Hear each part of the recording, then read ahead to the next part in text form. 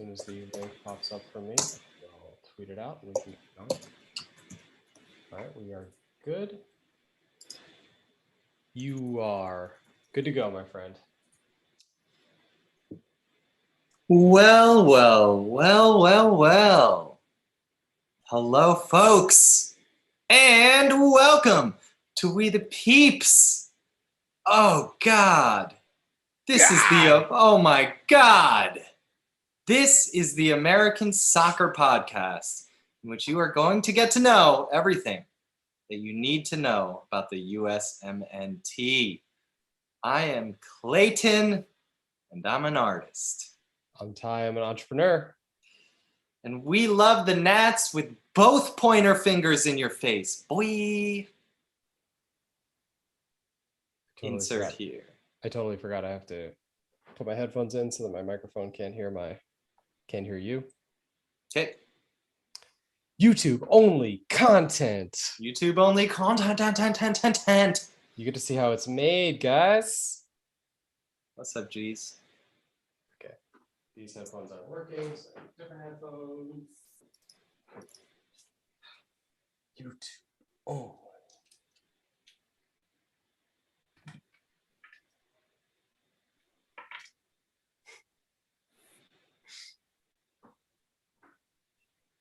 Wonder, do you think Hans was a company that sponsored that random team that Berhalter played for?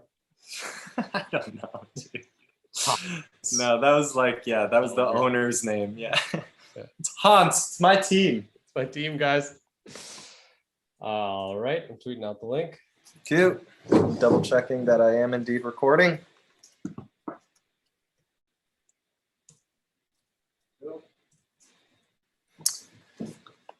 We so gravy, baby.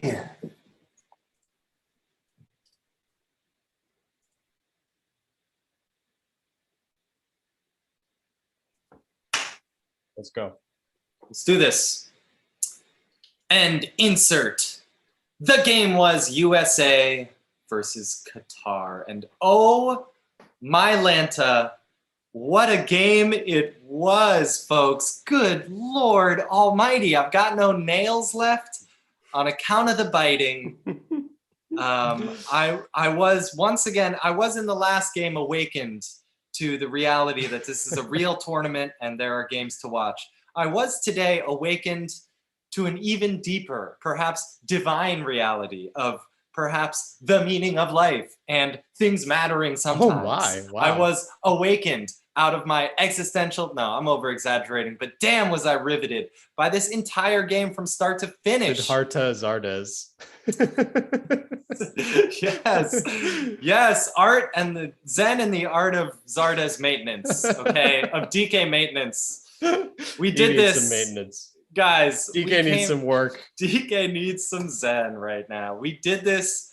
We would win this game 1-0. The semifinal of the Copa de Oro, the goldest of the cups, the goldest and the goodiest. And we're going to talk about everything that occurred in this if we can. There is no way to discuss everything that occurred in this game because there were just too many things. But we are going to attempt to discuss as many of the things that we have taken notes of and can remember. And we are so glad that you were with us. Yeah, we do. This is how we do it. We do our best. Just like the Nats. Like the Nats. We're a little unprepared for the moment, but we find a way. That's right. And it's good enough. And it's good enough for you, listeners. You know it. You love it. Folks, we got to do some housekeeping real quick before we can do any of that ish. So first and foremost, follow us on Twitter, on the tweets, with the tweets at WTP Pod. From there, you can find out when we are streaming live on YouTube, when we are not streaming live on YouTube, when we expected to stream live on YouTube and had to audible and not stream live on YouTube. You can also find out our thoughts throughout the course of the week. You know, there's not always US games. You may be starting to feel in this summer of soccer that there's just always going to be US games, but not so much the case. And when the dust settles after, after what has turned into quite a decent ride here with the Nats, We will not stop being with you. We will continue being with you on Twitter at WTP Pod. Also, search for us on YouTube. You can just put We the Peeps into your search box and we'll pop right on up. You could hit us with a subscribe there. Super helpful. Get those numbers going. 5 stars, please. 5 stars on your podcatcher application that you use on your phone device. 5 stars for us. A few words would be helpful. We'll read those on the show. You can also support us. Frankly, perhaps the most impactful way to support us is at the Patreon. That is patreon.com/WTP Pod. This show is not free to produce, folks. Matter of fact, a little expensive for us to produce, but we do it because we love it, and you can help us to stem the bleeding by supporting us with your $5 pledge. We have a new patron or two to get in to support. We love you. So let me just go to patreon.com/WTP Pod. From there, I am going to log in. Patreon us. I am logging in. I am prepared for this moment, and I am going to my patrons here. This is how this works. You have a bad shoulder, but you're clicking through it.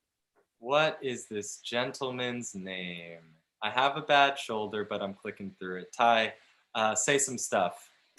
These are words about the game of soccer. Balls are round and pleasant. This will all be worth it, folks. Here we are. Okay. Our friend Mike Freisinger, say Frissinger, perhaps. Ishia. How do you? You can let us know how you want that pronounced.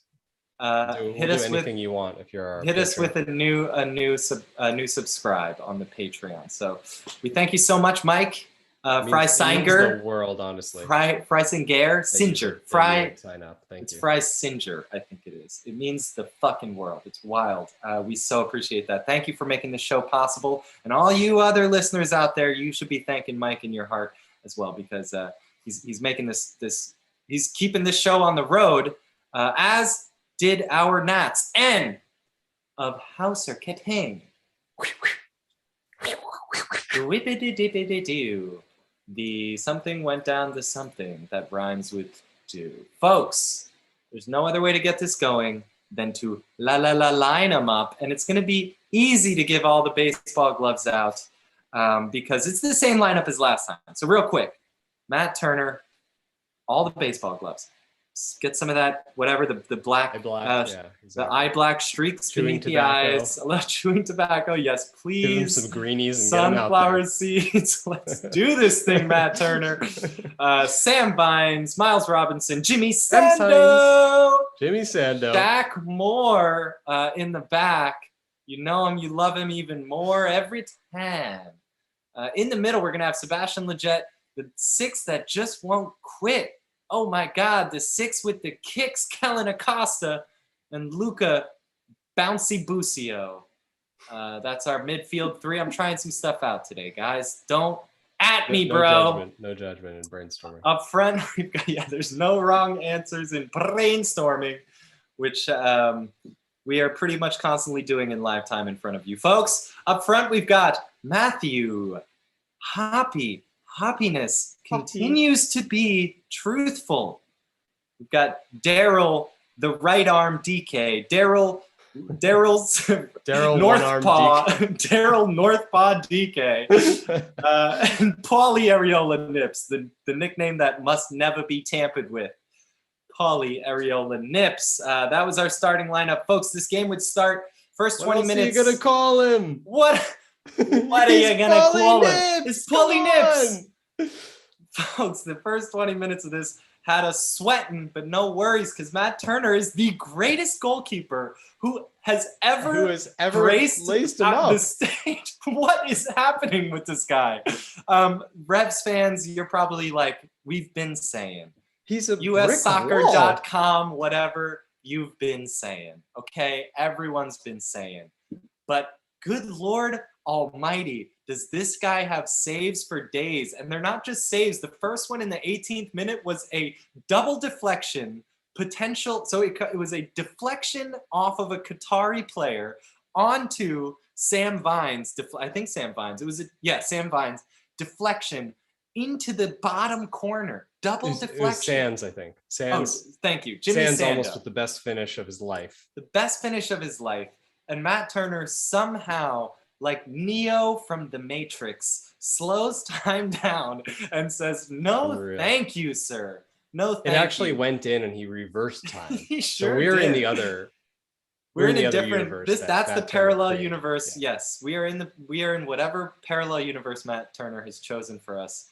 I hope this one has, I was gonna say, and then I got embarrassed, and now I have to say it. I hope this one's got a girlfriend for me in it. Okay, 2 minutes later. 2 minutes later, your boy Afif finds space, passes to a teammate who has a one-touch shot and another reflex save. This time with the left from Maddie Toyne. Maddie Toynes. Unsavable. Maddie Two Hands. Maddie Two Hands Turner. Unsavable. Both of these are unsavable. That's incredible. That is going to stick. Both of these are unsavable. Everyone has two hands. But Matt Turner has... Guys, you can't make fun of me for having two hands. But they're just the best two hands we have ever seen. They are. Oh my God. Okay. Generally in this first half, the U.S. had a lot of trouble turning their possession into anything. They tried a couple of those long balls. It was very difficult to get any packing stats going. Wasn't clear why that is. Qatar was pretty packed in deep. It felt somewhat blow for blow at times, but it truthfully was mostly Qatar. In the last 5 minutes, the U.S. got a couple free kick chances, and that would be that. We went into half lucky that the scoreline was still 0-0. I have to shout out, though, quick WTP highlight. In the 45th minute, the Qatari players, on one of those free kicks, one of the aforementioned free kicks, sneak way up, yards up in front of the line. The referee ushers them back, redraws the line. However, upon remeasuring the 10 yards, draws the line farther back than the original line, to which the Qatari players rightfully negotiate that they will now accept the original line. Everyone's laughing. Everyone's smiling. Everyone's having a good time. We found an agreement. They stayed on the original line. Loved it. Halftime. Come back, no subs, to the surprise of many, including, I expect you, listener. No subs at all. DK, that left arm, looking janky. It doesn't look right. Another quick WTP highlight is Haram Afif doing a no-look pass in the 48th minute and slamming his entire body into the turf afterwards, probably because he wasn't looking at what he was doing. Just as we thought DK really needed to come out for this injury, Sam Vines and Matthew Hoppe combine to get him an incredible look right in front of goal that he sadly misses. The DKest chance. The DKest chance of all time. The Hoppiness is the truthest assist of all time. The greatest pass in the history of the game of soccer. Without a doubt. It might be somehow the greatest save as well from Matthew Hoppe there, in spite of Matt Turner's attempts. 1 minute later, Jaboy Hafif, it's your boy, crosses up James Sands really hard. Jimmy Sando. Looked very much like a pen. The ref does not call the pen. Eventually gets called over to the booth. Our boy Dr. Joe Macknick, friend of the show, friend of the pod, is called in, says, I do not think this will get overturned. Why? Because it's not clear and obvious. The defender gets a touch on the ball, and the referee had a good position. However, after a number of replays, and shout out to Video Referee Exchange Program for this one. That's actually a large envelope of cash. Side note, near the VAR. Well, side note, that is a lovely idea, Referee Exchange Program. This one gets overturned somehow, some way. This gets overturned. Goes to a penalty kick, which the captain of the Qatari team, who, pardon my French here, I forget his name. My bro, who apparently recently Panenka'd, sort of scuff Panenkas over the crossbar. Matt Turner, lovely celebration here. 62nd minute, we got out. It felt like a little justice, I have to say, from my perspective, but we got out. 62nd minute, line change, rolled in. The soccer player formerly known as Reggie Cannon, and of course, Giassi Zardes, as some would say, in for Busio Moore and DK. Giassi Zardes. Zards, my G. Came right on in. Yeah,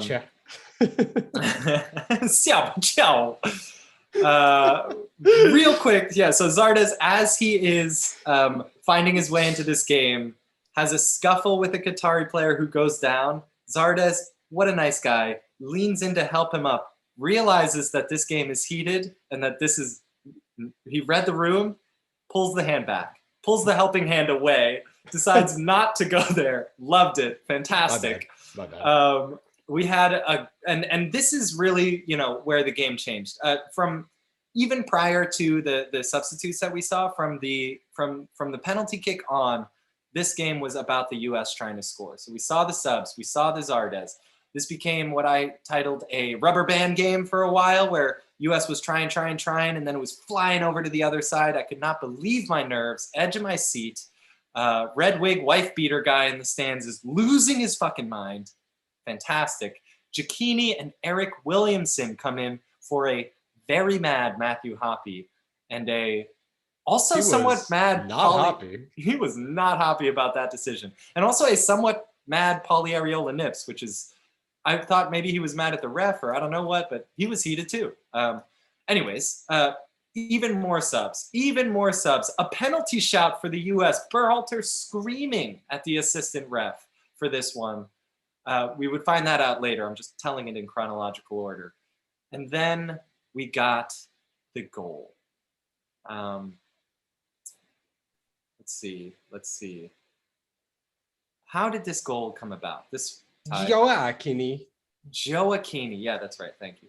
So Joaquini, it goes from Joaquini in the midfield to Eric Williamson, who slots this back to Joaquini, shrugs off a challenge. That drop-down defender then becomes a pick for the other two defenders on their way. Giacchini could shoot, did not shoot, slips it in for Giassi Zardes, who finishes this one. Okay, the US would hold out. A couple final things worth noting in this game recap is that Giacchini would go on to win 3 fouls in a row to eat up some clock. And I have to mention that Zardes had a fantastic soft as a slug's belly, as Roy Hodgson would say. Ray Hudson, whatever his name is. You know who I'm talking about. Soft as a slug's belly touch from a 60-yard goal kick, which he then played out wide to Giacchini. I have to mention that. I just have to do that. Ty, we won. 1-0. We're going to the final, the finale of the Gold Cup on the backs of this suddenly quite lovable USB team. What are your first impressions? Qatar got CONCACAF'd.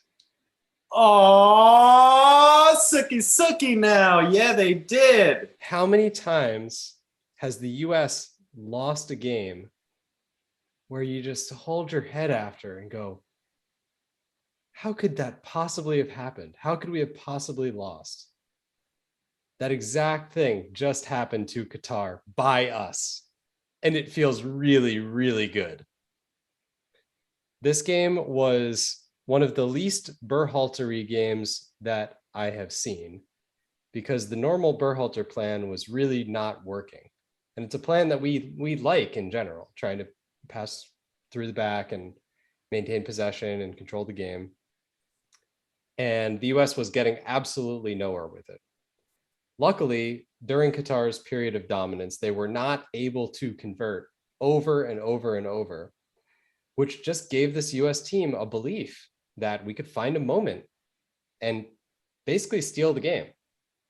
So there's no doubt that Qatar had the better performance tonight, but the US was tougher, more aggressive, and cared more about winning. And that's what mattered in the end. Oh, it's beautiful, man. Were you not on the edge of your seats? Are you not entertained? You paid for the whole seat, but you only needed the edge. Damn, son. Kellen Acosta won this game. Yes, tell me about with that. Some grade A shithousery. Yes. And so this is the perfect time to discuss this, because we've been debating.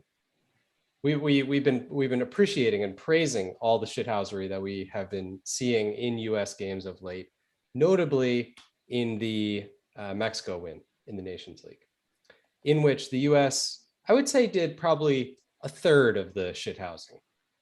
And Mexico did their traditional, extensive shithousing. And what we mean by that dominantly is shithouse. They're good. What we mean by that is bending the strict definition of what is a soccer game and doing things that are not technically playing soccer that have some bearing or influence on how the game ends up. So the things that fall under shithousing would be talking in the ref's ear, messing around with players, kind of fouls off the ball when no one is watching, kicking the ball out of bounds, allowing the ball boy throwing a second ball in. Get involved. Let's go. Yeah, throwing a new ball in. Those kinds of things. And the US has traditionally done very, very little of this. We play the Sunday morning youth league version of soccer, where everyone plays by the rules, and as soon as there's a whistle, the game stops, right? And the rest of the world is a little more savvy than that.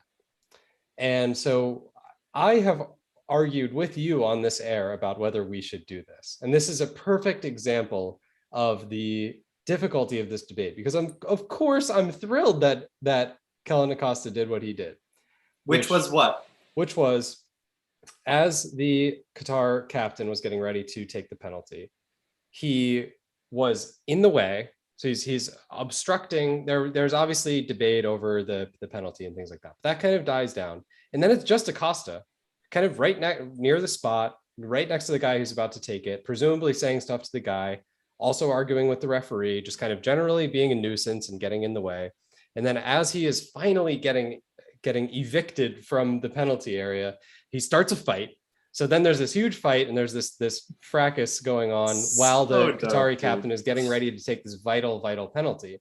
And all this does is it's the equivalent of icing the kicker. It gives the guy more and more time to just think about it and feel that pressure, and get, like, the heart rate is increasing, and it's not good. It's not good to have to think that much about a big penalty.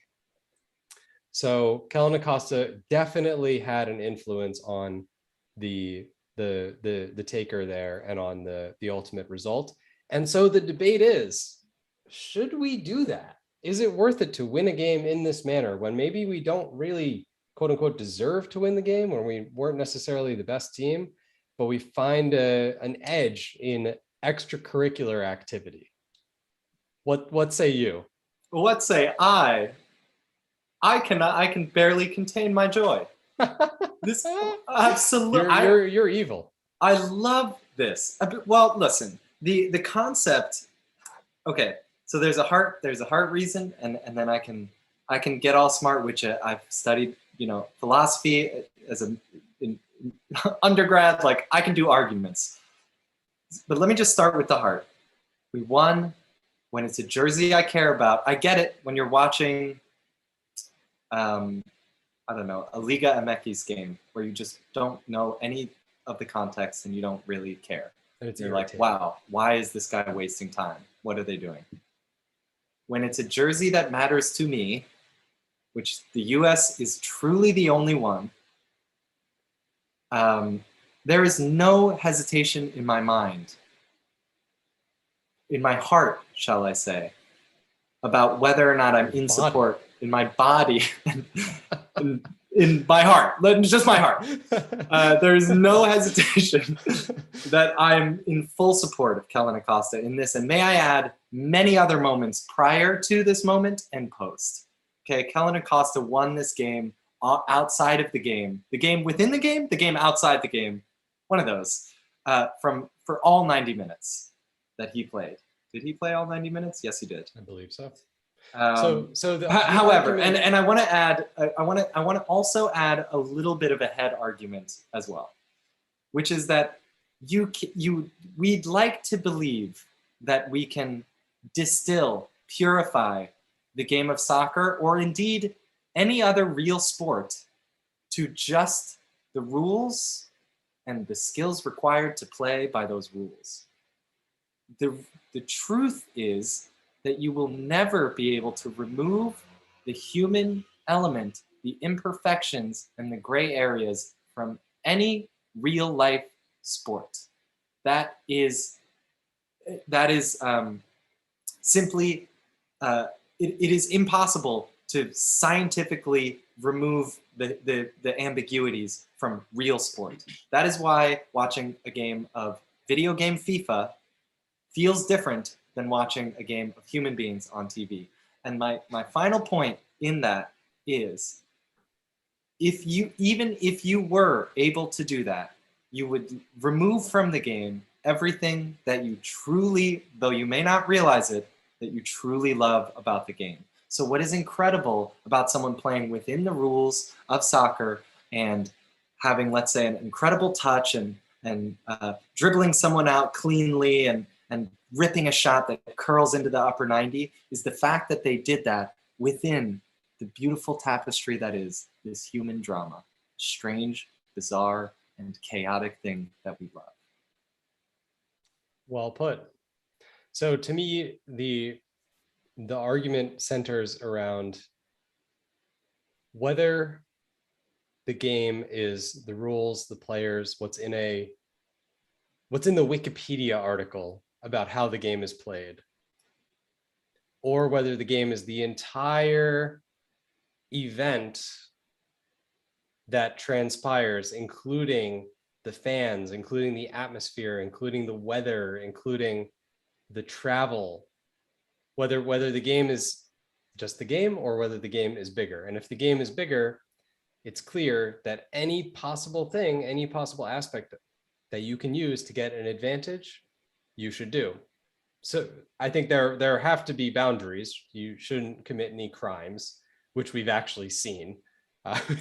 Absolutely, we've yeah, seen legitimate true. assault. So please true, don't do that.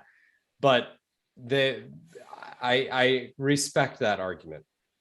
I think I have where it gets me a little bit is that let's give a little love to those who don't at all agree with me right now that are listening. Right, and I can stand for that side because that's generally where I land. Yeah. To me, the danger with this is that it becomes too much about that and not enough about actually being better at soccer. And so I wouldn't want the US to develop an identity that's necessarily all about that, potentially at the expense of focusing on being good at soccer. And I think that's actually what a lot of the Central American countries have fallen into over the years, is that they just expect that this is a bigger part of the game than it should be. And we've seen in recent years, Neymar's Brazil fail in the World Cup. And I think one of the reasons why that is that they're used to a South American context in which the unwritten part of the game is a larger factor and is perhaps more something they can influence because they're the big dogs. And when they go into that World Cup context, it no longer works as well. Mm-hmm. And so I think that, I'm glad for it to be a little tool, another tool in our toolkit for finding wins when plan A isn't working. But for me, to tie it back to this game, I am disappointed. This was the first game of this tournament that I can recall where we had this many long balls up to the big striker. And this was the first game where I didn't feel like we were really able to productively possess in any way. I think the statistics, we were over 50%, but the vast majority of that was the backline. So for me, I'm certainly thrilled that we got the win, But this didn't give me the level of confidence in this group of players that I had at some earlier points in the tournament when I saw them playing in more of a way that matched the way the A team would be playing. Okay, cool. Let me come down to earth for a second from my victory lap that I'm doing. Did you think that the U.S. It looked to me like the U.S. was unable to find a way to make possession matter in the first half, then over time did find a way to make possession matter. Yes. That their chances in the second half were built from the back. Once it became an option, once it became an open enough game that they could play through some of those lines, the long ball stopped. Yeah, but I think that happened because Qatar lost their discipline. So I think if Qatar had been better at maintaining what gave them such a big advantage in the first half, they would have found a way to win this game. Okay. What happened, in my view, is that they got frustrated because there were 2 or 3 gilt-edged chances that either they missed or they weren't even able to get a shot off for some reason, or Matt Turner saved. They got Matt Turner in the face. They got Matt Turner over and over and over again, and they started to get pissed off. And you saw it in the first half, they had very, very clean lines, the Qatari team. So they were very organized, and they were very methodical in the way that they were attacking the US. And in the second half, I believe the reason why the game started to break down was that their shape started to break down.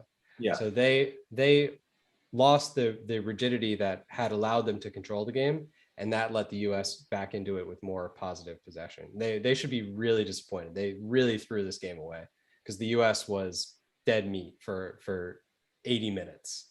And even including that penalty, and which they obviously should have tucked away. So this was definitely one of those that Qatar lost more than the US won, but I'll take it. I'm thrilled. I can't wait to see the US play presumably Mexico. We'll see presumably Mexico. Just a quick note on that. I'd be happy with either final at this point. Oh, me too. To come back into Canada and build up that would be totally lit. I don't know that I'm in full agreement about the extent to which the Qatar team was dominant here. For sure, in the first half, for 20 minutes, in the 20, 30 minutes, they had their chance to put 2 or 3 away. That is a fact. But even before the penalty kick, it started to open up, I think. And I don't know. I guess I see. I'm with you in terms of that. It was. I'm with you in that Qatar ought to be frustrated after this loss. I don't know if I'm with you in all the way in that the U.S. should, that the U.S. won because they resorted to something completely alien to the system. I think that there was definitely both, and they had to lean on their sort of spirit to get this win, and they had to get lucky with having Qatar miss a couple chances.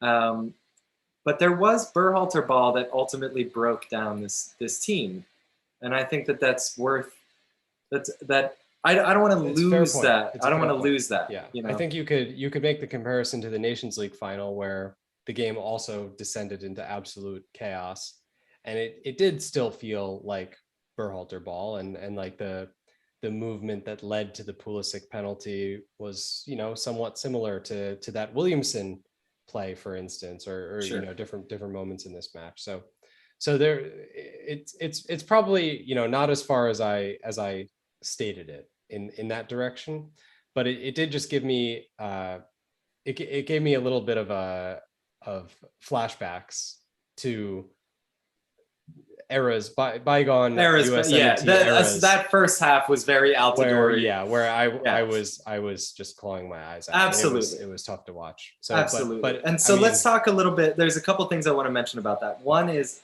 what needed to happen in that first half. What does a better team do to succeed at breaking down those tight lines? That's a great question. I think one of the best tools that we have is this line splitting pass from deep.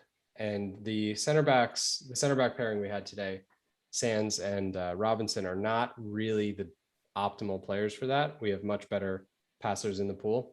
But Sands actually found there was one particular pass that he played that led to a really, really good US chance. I think it was a DK chance where it was basically Sands to DK, and he should have been able to get a good shot off, and he wasn't able to. Yeah. And so those are moments where it was a bad first touch. It's like DK. it's a direct way to play on the ground in a controlled fashion. Yes. And that kind of melds the and Absolutely. what it necessitates is that there's rotation and movement in the midfield, because what you want to have happening is that the opponent is trying to track you. They're in their neat line of 4 in the midfield, but they're not able to maintain that because the movement from the US is creating overloads in certain areas, and those overloads can be exploited by these quick passes from deep. That's correct. And I want to add to that so there was a little bit of rotation and overlaps happening from the midfield and the strikers, not enough, and not with enough intensity. So there are 2 ways in which I would, at half have advised the US or there's 2 ways that I would criticize the tape on this first half. And they're both about intensity. Off the ball intensity from the midfielders and the wingers. The runs they're making the correct motions, but they're making them at a 6 out of 10. And they need to know when to go at a 10 out of 10. Busio needs to be busting a gut to go 15 yards diagonally backwards. Yep. When the center backs have the ball, it's it's got to be like as if he's doing a far post run. Exactly. That's the intensity with which there was this sequence where they were talking about Kellen Acosta in the midfield at about like 20th, 30th minute, and they were like, "How many touches he's at? He's only had a couple touches so far. The U.S. can't find him." And Kellen Acosta's just kind of trotting around. He's just he's sitting between 2 defenders, and I'm like, "What the fuck? They're not finding you. You got to find them. You got to find some space." That's right. So you got to find them. It's that's exactly it. And when you watch top teams, from the back line all the way up to the strikers, they are doing anything they possibly can to find space. And the shape is constantly moving because you have to. You know, so when you're static, it's easy to defend, and that's a principle that we were in violation of today for most of the game. We violated that principle, and it's about gears too, right? You don't have to sprint the whole game, but you have to be able to identify, like, here's a chance, and you go from a 1 to a 6 back to a 1, and then you go to a 10, right? And you just mix it up. There's one more thing I want to add to that would have broken down, I think, the Qatari team in the first half, which is there's nothing wrong with going center back to center back, out to the wing back, and back to the center back. There's also a correct thing that you saw, which is left center back playing to the right wing back. So bypassing one of the center backs. Yeah. All good. Totally good. Them shit's got to be at a 10. So you can't do that like lackadaisically or in a chill way. When you make that switch, it has to be with like real actual pace where you're at risk of that ball going out of bounds. Right. That's how, that level of intensity actually has your opponent running, which is the whole point, so that you can tire them out and etc. Right? Yeah, exactly. I mean, basically fundamentally in soccer, if the defense can freeze the offense and have a second to get into the optimal position to defend the offensive shape, it's going to be hard to break them down, even if they're not very talented. So it's all about time. Soccer is a game that's all about time. So when you play quickly, what that does is it gives you a brief moment where you can take a look at the defense and identify where they've screwed up. So the faster the ball circulates, the easier it is to find those moments. And I think the US had very little conviction with the attacking play in the first half. Yeah. Can I just add one more thing before we move on about the shithousing conversation? Yeah. Shithousing is, for those who do not like shithousing, the epitome of that, as you mentioned, is Neymar and the Brazilian national team. Neymar just rolling and rolling and rolling and attempting to have still rolling to this day. I am with you. I just want to be clear. I also don't like when Neymar does that. It's very boring to watch.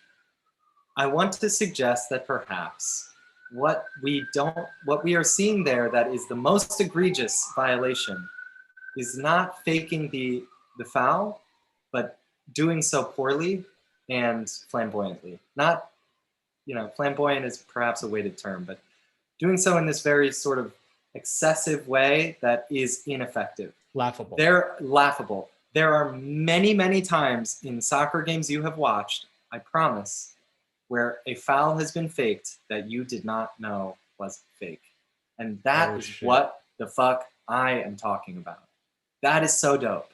When it's obvious, when you fail at it, it's ridiculous and it's embarrassing. And I'll even put faking an injury or rolling around for a fake foul. I'll put that low on my list of favorite shithousing techniques.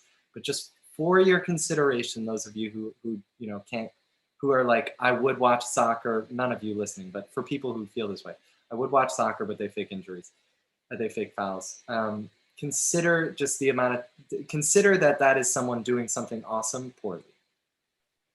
I thought while you were just describing that, which is a very good point, I realized what my line is, where I no longer like it. Let's do this thing. It's dishonesty. One of my personal values is honesty. So I don't mind Kellen Acosta being a pain in the ass and yelling at people and complaining. There's nothing dishonest about it. He's just being a cad. Yeah. Whereas deception, I really don't like, and I really don't want to root for a team whose game plan is deception, as Neymar's game is most of the time. Football is a game of deception. Diego Maradona, rest in peace. He would have pissed me off. I respect, of course, I respect. But how could you not? If he was playing in my era, that's the kind of shit. That's where it is. And all right. The hand of God goal, all those things. I mean, the hand of God goal. I don't know if you can necessarily. It's got to be on purpose. Yeah, it was on purpose. It's on purpose. And he got away with it. And but that's the kind of thing I don't like. But I really like the leaving a leg in so that you get some studs when oh my god, yeah, on a regular foul. You know what I mean? Just in a little bit extra hard. Yes, and I love the shithousing that is just in your face aggression, like Greg Berhalter showed to the fourth official, and Matthew Hoppe showed to Greg Berhalter. Yeah, absolutely. that was Civil War shithousing. Yes, we love it. Love it.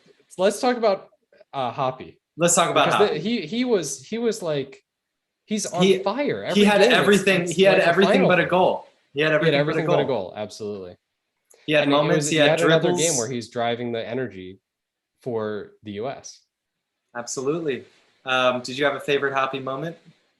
I mean, coming off was there was a play where it was on the sideline and he almost rainbowed a dude from behind, and I was very impressed. Impressed. I love it. Nothing came off exactly. Like, he didn't have that moment where he just totally owned somebody in this game.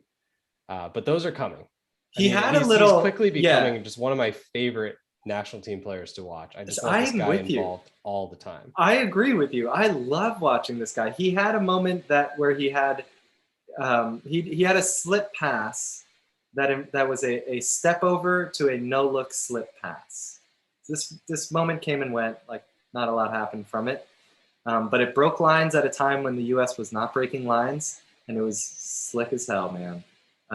Another thing I loved about Hoppe's game was just how ridiculously low his threshold is for coming back to receive a ball from the defense. If he doesn't get a ball within the first minutes, it's ridiculous. He just comes straight back. He's like, fuck this. Yeah, this is so dumb. And they were saying that's so good.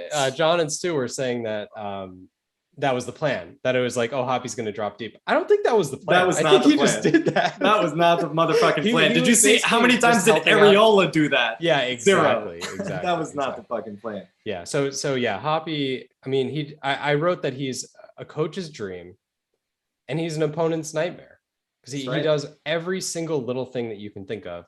I can't believe that he's not getting more yellows as well, because he's doing stuff. It's because he loves Jesus so much. Maybe it's because he loves Jesus. Maybe it's because he looks like he's in a boy band. He got into a scuffle with. He got into an argument with the referee on the first play of the game. Yes. Yeah.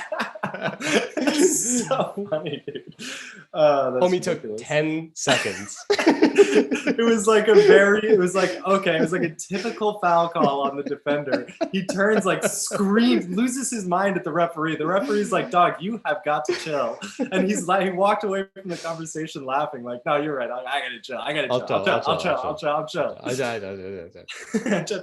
Can we talk about DK for a second? Yeah, so the DK Zardes. The DK experience. That is what we're missing, right? It is. I don't think anyone would be mad if Zardes started the final at this point. It would be hard to blame Greg. Absolutely. What did you see? What do you see between these two guys? What do you think is going on? So with DK, I saw the same stuff that we saw in the last game, which was this very lackadaisical kind of, it's not even the right way to put it. I don't think he isn't trying. I just think he's not very good at putting himself into positions where he can be influential in the game. Yeah. So when he is not being fed good balls, he is not effective. Has not been. Now, they noted the injury, and I remembered this injury, which happened in the Canada game, right? It's 3 games ago. And I realized how much that must be hampering him in his ability to, like, make those intense runs, like you said, to find space and to jostle and all of that. So I think it is fair to just kind of give a pass on the last couple games where he has looked really, really bad, and think more about the group stage where he looked kind of rough, but with a lot to offer. Yeah. So that's going to be my takeaway about him from this Gold Cup. I don't think he will play in the final or play a significant role. I think it will be Zardes. Greg now has the mandate that he needs with Zardes finding the winner. And Zardes hasn't been great in the tournament, but he's been just as good as DK, you have to say, on balance. And the goal was great. So, you take nothing away from him. He has grown as a finisher. He's always been a good finisher in MLS. He's just always looked ridiculous for the Nats, and he's always done incredibly hilarious things. But it's been a while since he's done a hilarious thing. It has. So, go for it, Gyasi Zardes. Also, just fantastic human being.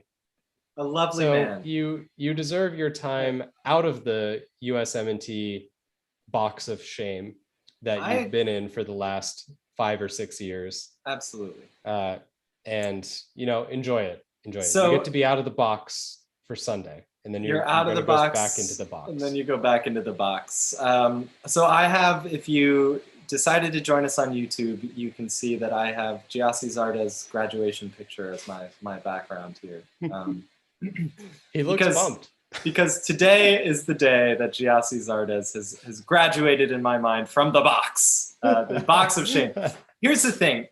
Here is my takeaway from this. I think you're spot on with the DK contribution. Like, if we saw 3 more games from DK that trended the way his games were trending, I think it would be a very similar sort of, if not better, read to how we are probably walking away thinking about Busio, which is like, he started out like promising but not strong enough, and then he had a game where he was not good enough but at least strong, and then today had a game where he was strong and pretty decent but just not quite good enough, like got subbed off. Like, he's trending in the right direction, and I think DK would have done the same without the injury.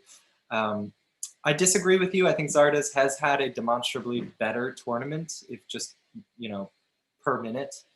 Zardes came in and whichever, the 6-0, the 6-1 game, and his finish was fucking fire in that game. And there are certain things I'm seeing from him that I have never seen from him before. I mentioned the very, very smooth first touch and dish out that we saw late in this game. Yeah, the touch has always been the worst offense for and his touch, the worst strike against dude. him.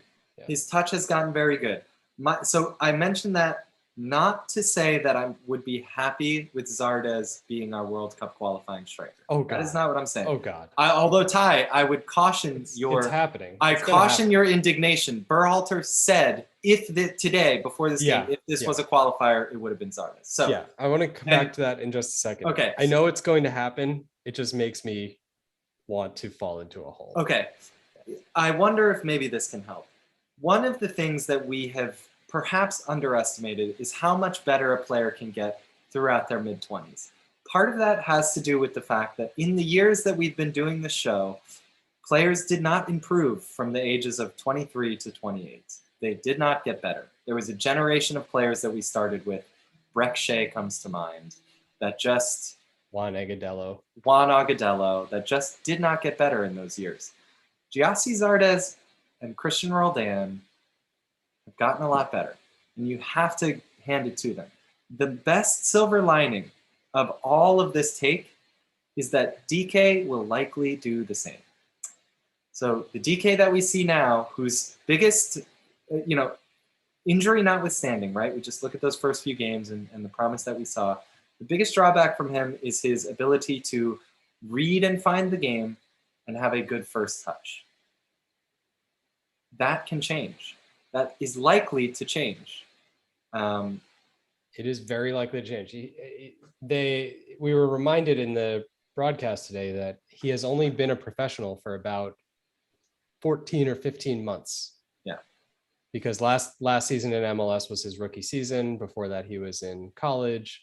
How many fans do you think he's played in front of in his career? He's probably played like very few games. Hasn't played a lot of games in front of big crowds. Yeah. And it is going to take time with him. And I think you're spot on. That's a fantastic point. There are lots of cases where players do grow substantially. But one thing that we don't see a lot is someone come up, reach a certain level, and then decline and then come back. And so it's this kind of like, unusual pattern where we're very used to seeing players, as you said, make it into the national team at 21, 22, 23 as they break into MLS, and they're exciting and promising. And then what happened with Gyasi Zardes is basically he just sputtered out. Like there was a period of excitement about him, and then he had a lot of terrible performances and a lot of laughable mistakes, moments, and it was just like enough is enough. The same thing happened with Julian Green. Baby Julian. So, and it is rare that can get turned around. So I think it makes sense that the fan base is like, oh God, come on. But Greg obviously is giving everybody a fresh shot and is just looking at the resume over his tenure, or not even his tenure, but just like the last 12 months, who can help right now. Yeah. And you can't argue that Zardes should be cast out of the program. I don't think that's fair at all. But it is still a weird Z if Zardes plays in World Cup qualifiers. It is a serious indictment on our ability to develop strikers. I think that's fair to say. That is very fair to say. And I think if Ricardo Pepi, who just became the youngest hat trick scorer in MLS history, goes to Mexico, we're going to have an indictment of another kind on our hands. Indeed. This guy could. That will happen. I think Pepe's. Hey man. Pepe's with us. So we'll see. Yunus Musa and Ricardo Pepi. I will believe it when it's done. Believe it when it's done. That's a good point. This would have been a great tournament to cap tie Ricardo Pepi, by the way. That could have been good. There was time for that, probably. Who did we bring that we should have brought Ricardo Pepi instead? I mean, neither of us. Jackson Ewell. Neither of us have brought up Ricardo Pepi, so it is definitely hindsight at least on this tape. But a lot of people have been talking about Ricardo Pepi. It's a little bit, but Jesus Ferreira has a lot of US caps. I mean, I guess Pepe's substantially younger, but yeah, I feel like what's happened recently is the heat has grown from Mexico. It seems like Mexico is paying a little bit more attention to him. So that's what gets the US really jelly. And speaking of, but to close out the Zardes thing, we're going to see him in qualifying. It is definitely a disappointment on a number of levels, but at least Zardes is playing what I perceive to be the best version of Zardes ball, and I will take that silver lining for now. Yes, it is totally true. He's the best version of Gyasi Zardes that there has ever been, soccer-wise.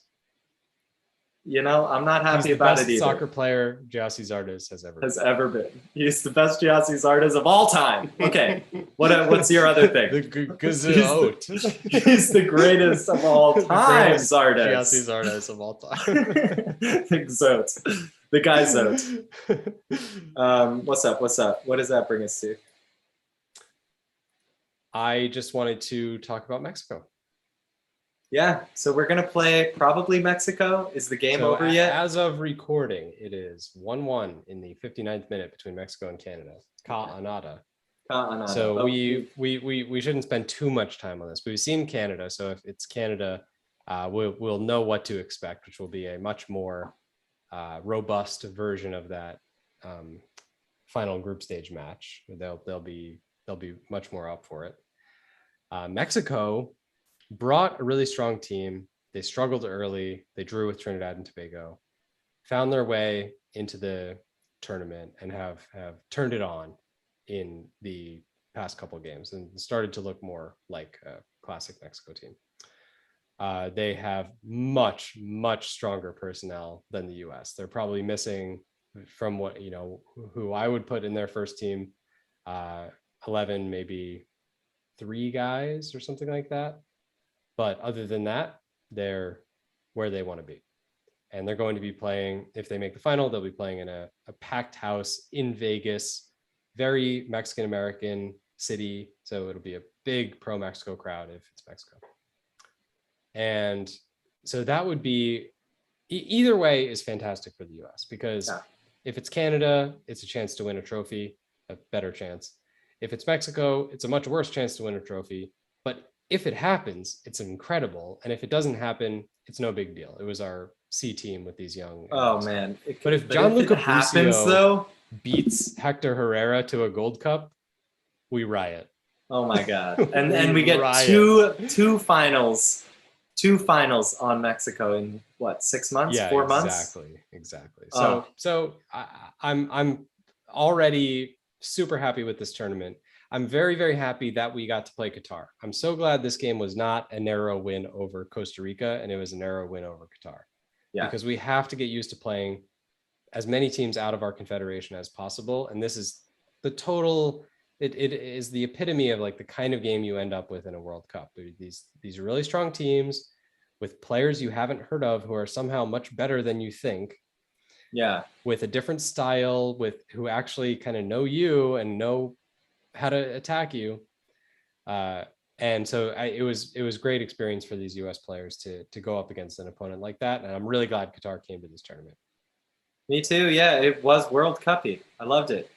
Now that we're talking about it, I do hope we get Mexico in the final. I think that's about it for us tonight. It's gonna be good. We're going to a final with the US, this lovable bunch that I love so much. It's a success. I have there's almost no chance that we see Jackson Ewell in this game.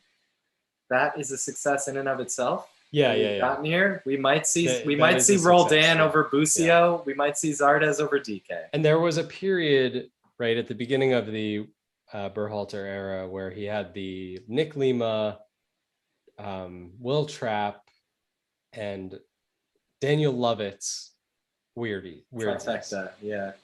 And at the beginning of this tournament, he was still clinging on to Jonathan Lewis and Jackson Ewell. Yep. And it's so frustrating because the guy takes so long to notice obvious things, but he is he is growing. Well, And I think he's got a runway again is a good sign to me that he's learning, he's paying attention, he's seeing the game similarly to the way that most of us are seeing it. I agree. And I'm beginning to believe that Berhalter's just got a runway, that he sees it, been seen it, but he was waiting to see something from Busio in training. And when he saw it, he subbed him in, and then when he saw what he needed to on the field, he started him. He's just got a runway. We're down to Sebastian Lletget and Paul Arriola as this sort of the guys that we, may bring to, could potentially bring to a worldwide tournament that no one has ever heard of, which could not choose two better guys to be the sort of domestic U.S. Jersey Shore dudes. The random Brazilian guy. I forget that guy's name. Yeah, like every national team has that guy that the coach knows really well, that domestically is known well. For Spain, it's that guy with the crazy last name, or Aretha Biagla. Yeah. or Aretha Bial. You're like, who the fuck is this? Who is that?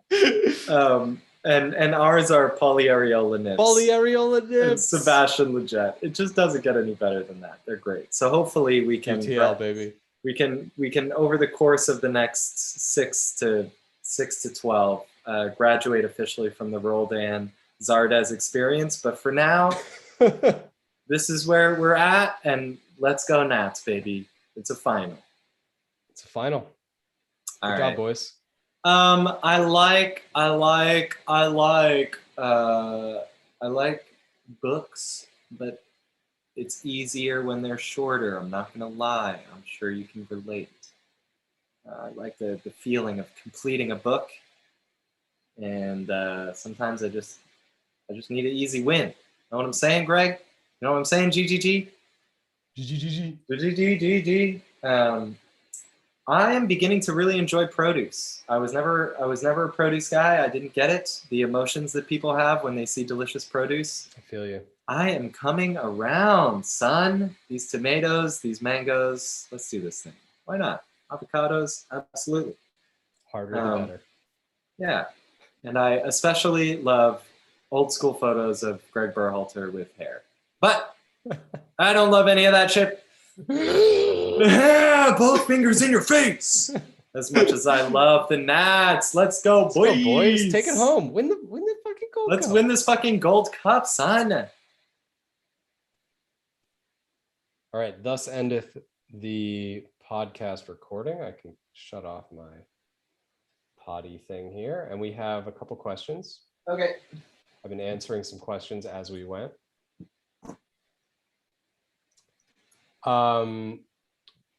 Turner or Stefan?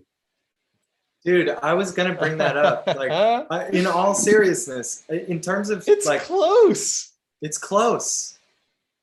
It's fucking close, dude. The guy's insane. He's lights out, and he's so good for a team that gives up a lot of random shots. Yeah, you need somebody because the U.S. needs somebody who is. They need someone in goal. The problem with Stefan is that he is that problem for us. He is a problem. Yes, he is a problem. How many liability has Matt Turner made? 0, right? 0. I haven't noticed a single mistake. And it's just. Have you even noticed a moment where you're like, "Ooh, he didn't play that quite right"? There was like one play where he. There was a moment in this game where he was caught out by like half a yard, and then he got his way back. And there was a moment in this game where a sweeper keeper. It was like the sweeper keeper moment. It was like after a corner, it comes over. Yep. And there's just 40 yards between the center back and Matt Turner. Yep. And he's not going to do that. That's unfortunate. That's too bad. But I will take that. If you are getting us out of if in both of these games, by the 20th minute, we are losing if it's not Matt Turner in goal. This game and the previous game. Damn, bro. It's tough. I want to see him go to Europe. I'd be with it. I don't know, Who man. wouldn't want that dude? But if he's cold as ice. But the He other should thing play- is, whatever made Matt Turner, let's just keep Matt Turnering. So revs it up, my guy, for life. I know he wants to go to Europe. well, And he should, if that's what he wants. What he should do is go to the New England Revolution of a better league. Yeah. Which is like a character squad, like not necessarily the flashiest, but they've got some talent. They have a dude. What if he goes to Leicester? Like a Leeds?